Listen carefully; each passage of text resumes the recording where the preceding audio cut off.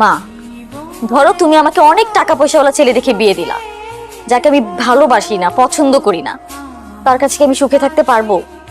কিন্তু যাকে আমি পছন্দ করি, যাকে আমি ভালোবাসি, তার কাছে হয়তো টাকা পয়সা কম, কিন্তু সুখটা অনেক বেশি। তোমার কাছে মা হিসেবে কোনটা গুরুত্বপূর্ণ, টাকা পয়সা নাকি মেয়ের সুখ? জি চাচি, আমি একমাত্র আপনার মেয়েকে সুখে রাখতে পারবো, ভালো রাখতে পারবো, সেই বিশ্বাসটা আমার নিজের উপর নিজের আছে। মানে খালাম্মা, আমার মনে হয় আমি আপনাদের এই ভেজালের মধ্যে না থাকি, আমি বরং যাই। পিএস, জি স্যার, জি স্যার, ওকে স্যার, স্যার আমি ব্যাগ নিয়ে আসতেছি স্যার। হ্যাঁ